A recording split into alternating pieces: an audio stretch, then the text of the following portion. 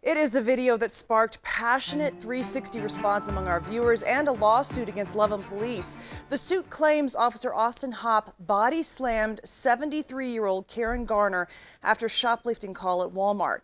Garner has dementia, and Officer Hopp and two responding officers do not mention her mental state at all during the 27-minute video of her arrest. You guys are okay? Yep, we're good. You're a little muddy, dude. I think we're doing a little bloody and a little muddy, that's how it works. Yeah. Is the blood on her? Yeah, that's our blood. You're not bleeding, are you?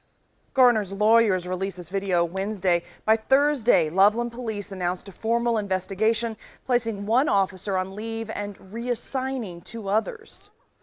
Public trust and law enforcement have to go together. Anytime that fractures, that is a situation that is disappointing. And our 360 reporting has included perspectives from the chief of police, law enforcement experts, and Walmart, which defended their 911 call by saying Garner tried to rip an employee's mask off their face.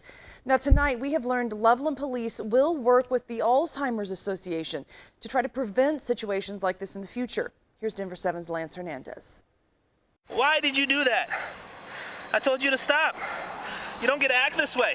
When Amelia Schaefer of the Alzheimer's Association saw this video, she reached out to Loveland Police and offered to train them how to spot dementia and what techniques they can use to affect a different outcome. I certainly think we see some areas for opportunity to have some verbal de-escalation. 73-year-old Karen Garner, a shoplifting suspect with dementia, suffered a broken arm, dislocated shoulder, and sprained wrist during the arrest, and is now suing Loveland Police.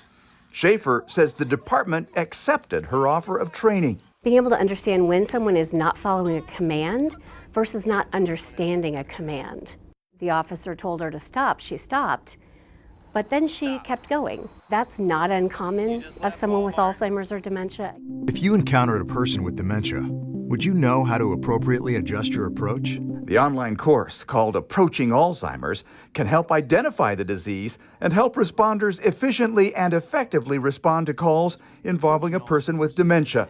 It includes an interactive map with 6 topics, such as driving, wandering, and abuse and neglect. Schaefer says the officer in the shoplifting scenario paused, saw there wasn't a threat, and started to talk to the woman, asking where she was going, where she lived. Simple questions that can show she was more confused than a typical older adult. If there's not an immediate threat, to help de-escalate that situation, and in many cases actually work with the store, if it's a shoplifting incident, to say, let's talk about how we can handle this situation. Schaefer says they've seen some real good outcomes from the training, which was devised by law enforcement and first responders who have loved ones coping with dementia.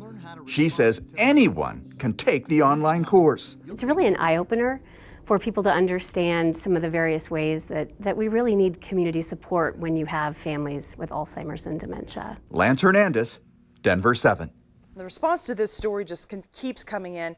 Many of those responses sound a lot like this one. Francine, who writes, whether she had dementia or not, she was a 74-year-old senior citizen that proved not to be a danger to him. What are his superiors going to do about it?